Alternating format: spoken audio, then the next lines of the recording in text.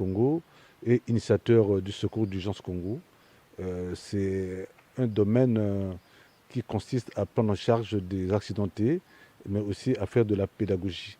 Nous serons basés à Ponga, dans le cadre de notre base vie, et à Dolisie, où nous sommes en train de monter une structure de prise en charge, de stabilisation des accidentés.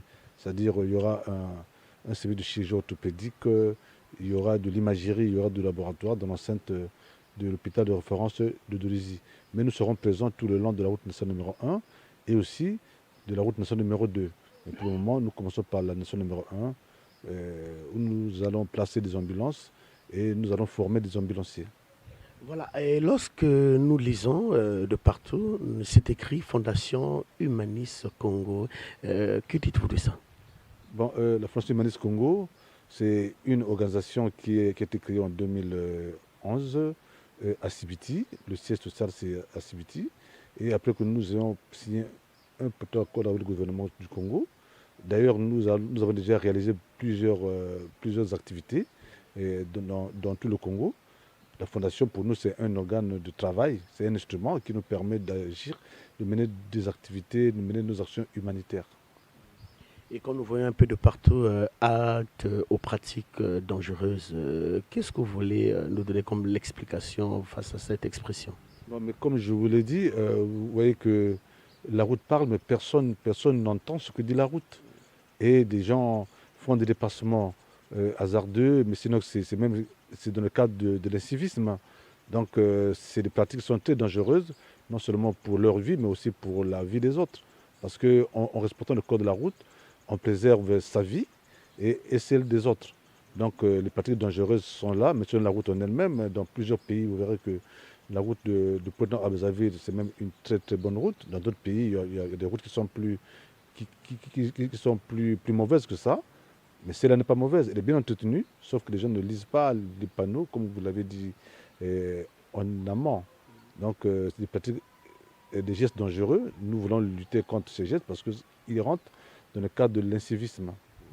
Alors, Monsieur Joël, c'est bien cela. Est-ce que vous pensez que tout ce que vous êtes en train de faire, vous allez arriver au point de conscientiser les chauffeurs qui roulent parfois à tombeau vert? Bon, les conscientiser, effectivement, on compte par la pédagogie, mais après, on est obligé de faire recours aux forces de l'ordre parce il y a quand même la police et la gendarmerie qui doivent prendre le relais. Le problème, c'est celui-là. En parlant, les chauffeurs ne vont pas nous écouter, mais en réprimant, nous n'avons pas le droit de réprimer. Nous, notre rôle est celui d'éduquer.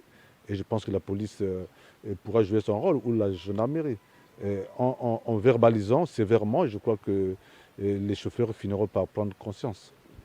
Maintenant, est-ce que nous pouvons avoir quelques détails qui poussent aux conducteurs de voitures de pouvoir conduire certainement leurs moyens à une vitesse qui est quasiment anormale? Alors, c'est dû à quoi?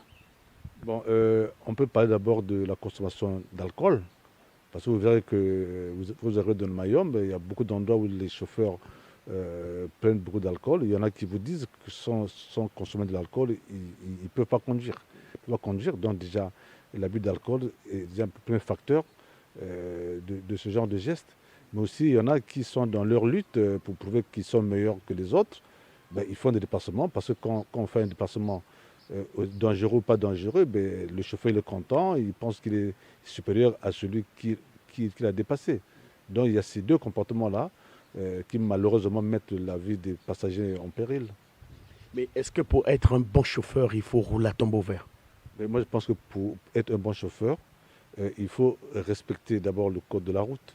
Vous savez qu'au Congo, on cessera de le dire, hein, les gens savent déplacer les véhicules, mais se conduire, ils sont pas nombreux à savoir conduire. Déplacer les véhicules, ben, tout le monde le fait. Et aussi, je pense qu'au niveau des permis de conduire, il faudrait bien que le gouvernement ou alors que retouche le permis de conduire. Parce qu'il y en a qui savent, qui ont des permis avant de savoir conduire.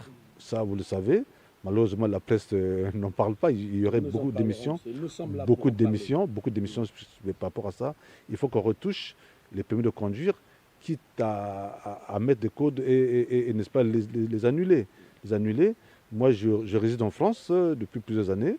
Mais je vous dis que là-bas, il y a une question de code et une question de points. Mais quand on perd tous ces points, mais on ne conduit plus. Mais ici, vous verrez que quelqu'un n'a pas son permis de conduire, mais il a une convocation établie par un homme de force publique. Malheureusement, c'est des pratiques qui rentrent dans le cadre de l'incivisme. Et ça, c'est à tous les niveaux. Et nous ne cesserons de le répéter.